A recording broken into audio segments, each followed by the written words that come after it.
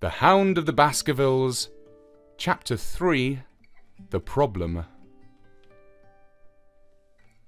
I confess, at these words, a shudder passed through me. There was a thrill in the doctor's voice, which showed that he was himself deeply moved by that which he had told us. Holmes leaned forward in his excitement, and his eyes had the hard, dry glitter which shot from them when he was keenly interested. "You saw this?" "As clearly as I see you." "And you said nothing?" "What was the use?" "How was it that no one else saw it?" "The marks were some 20 yards from the body, and no one gave them a thought. I don't suppose I should have done so, had I not known this legend." "There are many sheepdogs on the moor?" "No doubt, but this was no sheepdog." "You say it was large?" "But it had not approached the body." "No." "What sort of night was it?" "Damp and raw." "But not actually raining?" "No." "What is the alley like?" "There are 2 lines of old yew hedge, 12 feet high and impenetrable. The walk in the centre is about 8 feet across." "Is there anything between the hedges and the walk?" "Yes, there is a strip of grass about 6 feet broad on either side." "I understand that the yew hedge is penetrated at one point by a gate." "Yes, the wicket gate, which leads on to the moor." "Is there any other opening?" "None." "So that to reach the yew alley, one either has to come down to it from the house, or else enter it by the moor gate." "There is an exit through a summer house at the far end." "Had Sir Charles reached this?" "No, he lay about 50 yards from it." "Now tell me, Dr. Mortimer, and this is important, the marks which you saw were on the path, and not on the grass." "No marks could show on the grass." "Were they on the same side of the path as the moor gate?" "Yes, they were on the edge of the path on the same side as the moor gate." "You interest me exceedingly. Another point. Was the wicket gate closed?" "Closed and padlocked." "How high was it?" "About 4 feet high." "Then anyone could get over it?" "Yes." "And what marks did you see by the wicket gate?" "None in particular." "Good heaven, did no one examine?" "Yes, I examined myself." "And found nothing?" "It was all very confused. Sir Charles had evidently stood there for 5 or 10 minutes." "How do you know that?" "Because the ash had twice dropped from his cigar." "Excellent. This is a colleague, Watson, after our own heart." "But the marks?" "He had left his own marks all over the small patch of gravel. I could discern no others." Sherlock Holmes struck his hand against his knee with an impatient gesture. "If I had only been there!" he cried. "It is evidently a case of extraordinary interest, and one which presented immense opportunities to the scientific expert. That gravel page upon which I might have read so much has been long ere smudged by the rain and defaced by the clogs of curious peasants. Oh, Dr. Mortimer! Dr. Mortimer, to think that you should have not called me in at the time." "I could not call you in, Mr. Holmes, without disclosing these facts to the world, and I have already given you my reasons for not wishing to do so. Besides, why do you hesitate?" "There is a realm in which the most acute and most experienced of detectives is helpless." "You mean that the thing is supernatural?" "I did not positively say so." "No, but you evidently think it." "Since the tragedy, Mr. Holmes, there have come to my ears several incidents which are hard to reconcile with the settled order of nature." "For example?" "I find that before the terrible event occurred, several people had seen a creature upon the moor which corresponds with this Baskerville demon, and which could not possibly be any animal known to science. They all agreed that it was a huge creature, luminous, ghastly and spectral. I have cross-examined these men, one of them a hard-headed countryman, one a farrier, one a moorland farmer, who all tell the same story of this dreadful apparition, exactly corresponding to the hellhound of the legend.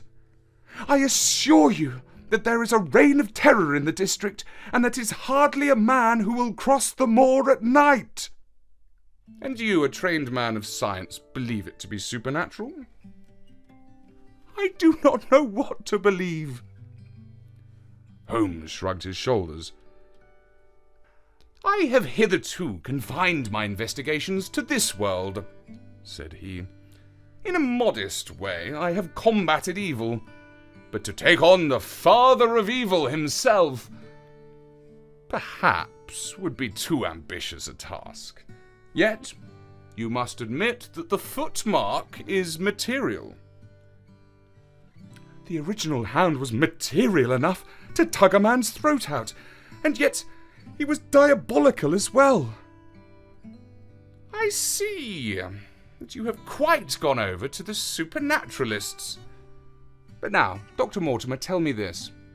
If you hold these views, why have you come to consult me at all? You tell me in the same breath that it is useless to investigate Sir Charles's death, and that you desire me to do it." "I did not say that I desire you to do it." "Then how can I assist you?"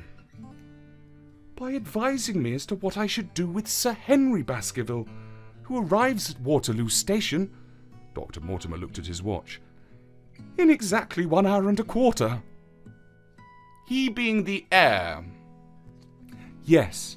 On the death of Sir Charles, we inquired for this young gentleman, and found that he had been farming in Canada. From the accounts which have reached us, he is an excellent fellow in every way. I speak now not as a medical man, but as a trustee and executor of Sir Charles's will." "There is no other claimant, I presume?" "None. The only other kinsman whom we have been able to trace was Roger Baskerville, the youngest of the 3 brothers, of whom poor Sir Charles was the elder. The second brother, who died young, is the father of this lad Henry. The third, Roger, was the black sheep of the family. He came of the old masterful Baskerville strain, and was the very image, they tell me, of the family picture of old Hugo. He made England too hot to hold him, fled to Central America, and died there in 1876 of yellow fever. Henry is the last of the Baskervilles. In 1 hour and 5 minutes I meet him at Waterloo Station. I've had a wire already that he arrived at Southampton this morning. Now, Mr. Holmes, what would you advise I do with him?" "Why should he not go to the home of his fathers?" "It seems natural, does it not? And yet consider that every Baskerville who goes there meets with an evil fate.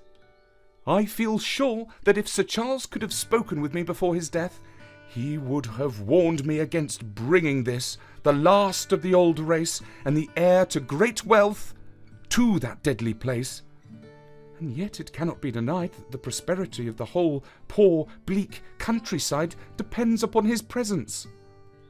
All the good work which has been done by Sir Charles will crash to the ground if there is no tenant of the hall. I fear lest I should be swayed too much by my own obvious interest in the matter, and that is why I bring the case before you and ask for your advice." Holmes considered for a little time. "Put into plain words, the matter is this," said he. "In your opinion, there is a diabolical agency which makes Dartmoor an unsafe abode for a Baskerville. That is your opinion?" "At least I might go to the length of saying that there is some evidence that this may be so." "Exactly. But surely, if your supernatural theory be correct, it could work the young man evil in London as easily as in Devonshire. A devil with merely local powers, like a parish vestry, would be too inconceivable a thing." "You put the matter more flippantly, Mr. Holmes, than you would probably do if you were brought into personal contact with these things.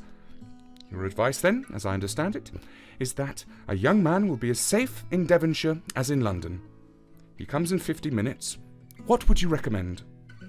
I recommend, sir, that you take a cab, call off your spaniel who is scratching at my front door, and proceed to Waterloo to meet Sir Henry Baskerville.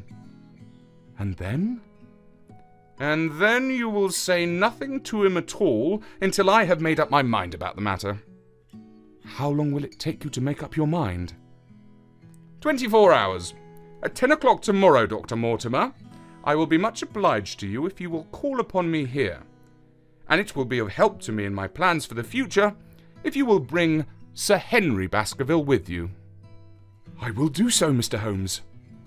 He scribbled the appointment on his shirt cuff and hurried off in his strange, peering, absent-minded fashion.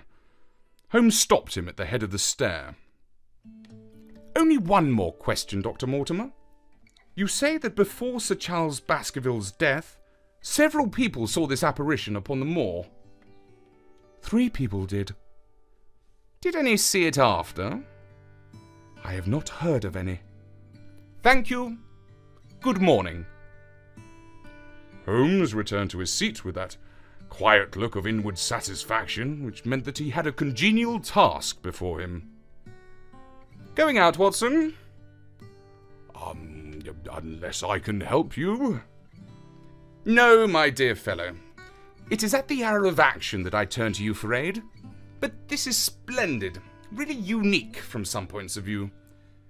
When you pass Bradley's, would you ask them to send up a pound of the strongest shag tobacco? Thank you. It would be very well if you could make it convenient not to return before evening. Then I should be very glad to compare impressions as to this most interesting problem which has been submitted to us this morning. I knew that seclusion and solitude were very necessary for my friend in those hours of intense mental concentration, during which he weighed up every particle of evidence, constructed alternative theories, balanced one against the other, and made up his mind to which points were essential and which immaterial. I, therefore, spent all the day at my club, and did not return to Baker Street until evening.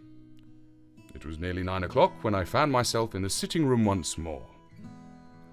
My first impression as I opened the door was that a fire had broken out, for the room was so filled with smoke that the light of the lamp upon the table was blurred by it.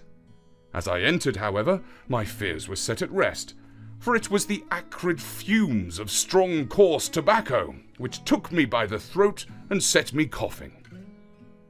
Through the haze I had a vague vision of Holmes in his dressing gown, coiled up in an armchair, with his black clay pipe between his lips. Several rolls of paper lay around him. "Caught cold, Watson?" said he. "No, it's this poisonous atmosphere." "I suppose it is pretty thick, now that you mention it." "Thick? It is intolerable." "Open the window, then. You've been at your club all day, I perceive." "My dear Holmes, am I right?" "Certainly, but how?" He laughed at my bewildered expression. "There is a delightful freshness about you, Watson, which makes it a pleasure to exercise any small powers which I possess at your expense. A gentleman goes forth on a showery and miry day. He returns immaculate in the evening, with the gloss still on his hat and his boots. He has been a fixture, therefore, all day. He is not a man with intimate friends. Where then could he have been? Is it not obvious?" "Well, it is rather obvious." "The world is full of obvious things which nobody by any chance ever observes. Where do you think that I have been?" A fixture also?" "On the contrary, I have been to Devonshire." "In spirit?" "Exactly. My body has remained in this armchair, and has, I regret to observe, consumed in my absence 2 large pots of coffee and an incredible amount of tobacco. After you left, I sent down to Stamford's for the ordnance map of this portion of the moor, and my spirit has hovered over it all day.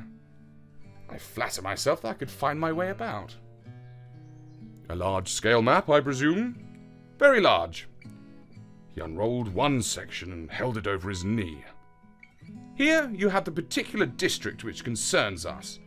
That is Baskerville Hall in the middle, with a wood around it. Exactly.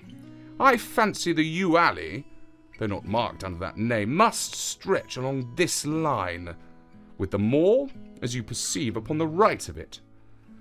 This small clump of buildings here is the hamlet of Grimpen, where our friend Dr. Mortimer has his headquarters.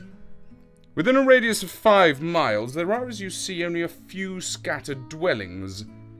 Here is Laughter Hall, which was mentioned in the narrative. There is a house indicated here, which may be the residence of the naturalist. Stapleton, if I remember right, was his name. Here are 2 moorland farmhouses, High Tor and Foulmire. Then, 14 miles away, the great convict prison of Princetown. Between and around these scattered points extends the desolate, lifeless moor. This, then, is the stage upon which tragedy has been played, and upon which we may help to play it again. It must be a wild place. Yes, the setting is a worthy one, if the devil did desire to have a hand in the affairs of men. Then you are yourself inclining to the supernatural explanation? The devil's agents may be of flesh and blood, may they not? There are 2 questions waiting for us at the outset. The one is whether any crime has been committed at all. The second is what was the crime and how was it committed? Of course, if Dr. Mortimer's surmise should be correct, and we are dealing with forces outside the ordinary laws of nature, there is an end of our investigation. But we are bound to exhaust all other hypotheses before falling back upon this one. I think we'll shut that window again, if you don't mind. It is a singular thing, but I find that a concentrated atmosphere helps a concentration of thought. I have not pushed it to the length of getting into a box to think, but that is the logical outcome of my convictions. Have you turned the case over in your mind? Yes, I have thought a good deal of it in the course of the day. What do you make of it? It is very bewildering. It certainly has a character of its own. There are points of distinction about it. That change in the footprints, for example. What do you make of that? Mortimer said that the man had walked on tiptoe down that portion of the alley. He only repeated what some fool had said at the inquest. Why should a man walk on tiptoe down the alley? What then? He was running, Watson. Running desperately. Running for his life. Running until he burst his heart and fell dead upon his face. Running from what? There lies our problem. There are indications that the man was crazed with fear before he ever began to run. How can you say that? I am presuming that the cause of his fears came to him across the moor. If that were so, and it seems most probable, only a man who had lost his wits would have run from the house instead of towards it. If the gypsy's evidence may be taken as true, he ran with cries for help in the direction where help was least likely to be. Then again, whom was he waiting for that night? And why was he waiting for him in the yew alley rather than in his own house? You think that he was waiting for someone? The man was elderly and infirm. We can understand him taking an evening stroll, but the ground was damp and the night inclement. Is it natural that he should stand for 5 or 10 minutes, as Dr. Mortimer, with more practical sense than I should have given him credit for, deduced from the cigar ash? But he went out every evening. I think it unlikely that he waited at the moor gate every evening. On the contrary, the evidence is that he avoided the moor. That night he waited there. It was the night before he was to make his departure for London. The thing takes shape, Watson. It becomes coherent. Might I ask you to hand me my violin, and we will postpone all further thought upon this business until we have had the advantage of meeting Dr. Mortimer and Sir Henry Baskerville in the morning.